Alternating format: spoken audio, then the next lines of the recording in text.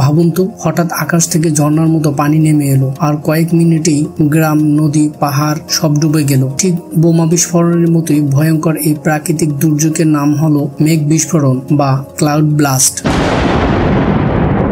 সাম্প্রতিক সময়ে দক্ষিণ এশিয়ার পাহাড়ি অঞ্চলগুলোতে এই দুর্যোগ ভয়াবহ ক্ষয়ক্ষতি ডেকে এনেছে। আজকে মায়াধুম্রুতে আমরা জানবো মেঘ বিস্ফোরণ আসলে কি, কেন ঘটে এবং আমাদের জন্য এটা কতটা বিপজ্জনক।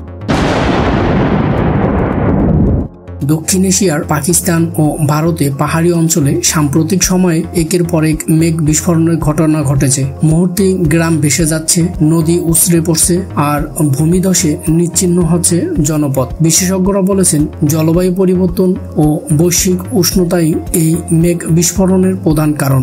বাংলাদেশে বড় আকারের মেঘ বিস্ফোরণের প্রমাণ নেই, তবে পাহাড়ি এলাকায় স্বল্প সময়ে প্রবল বর্ষণ প্রায় দেখা যায়, অনেকটা মেঘ বিস্ফোরণের মতোই পরিস্থিতি তৈরি করে। উদাহরণ হিসাবে বলা যায়, গত বছর ভয়াবহ বন্যায় লাখো মানুষের ক্ষয়ক্ষতি হয়েছিল। শহর অঞ্চলের ভবন দূষণ ও আর্দ্রতা এই দুর্যোগকে আরো তীব্র করে তোলে। বায়ুমণ্ডলে জমে থাকা জলীয় বাষ্প দ্রুত ঘনীভূত হয়ে ছোট এলাকায় প্রচন্ড বর্ষণ ঘটায়। এর ফলে আকস্মিক বন্যা ও ভূমিধস সৃষ্টি হয়ে ব্যাপক ক্ষয়ক্ষতি হয়।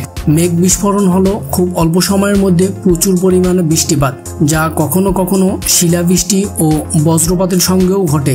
অনেক সময় 5 মিনিটেরও কম সময়ে বিপুল পরিমাণে পানি ঝরে পড়ে। উদাহরণস্বরূপ 1 বর্গ কিলোমিটারে 25 মিলিমিটার বৃষ্টি মানে প্রায় 25,000 মেট্রিক টন পানি, যা সহজে 10টিরও বেশি অলিম্পিক সুইমিং পুল ভরে ফেলতে পারে।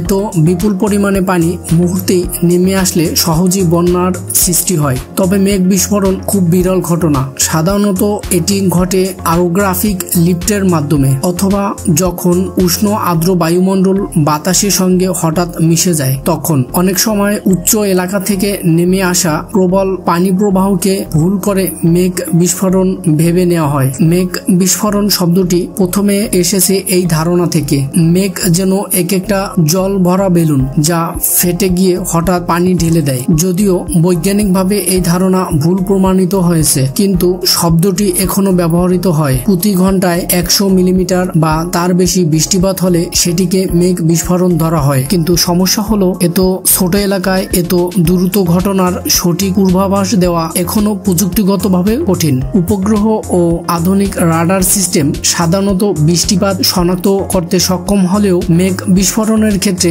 রেজুলেশন কম হওয়ায় এটি ধরা পড়ে না। এছাড়া পাহাড়ি অঞ্চলে আর্দ্রতা, বাতাসের ওঠানামা, মেঘের মাইক্রোফিজিক্স এবং তাপমাত্রার অস্থিরতা সব মিলিয়ে সঠিক পূর্বাভাস এখনো বড় চ্যালেঞ্জ।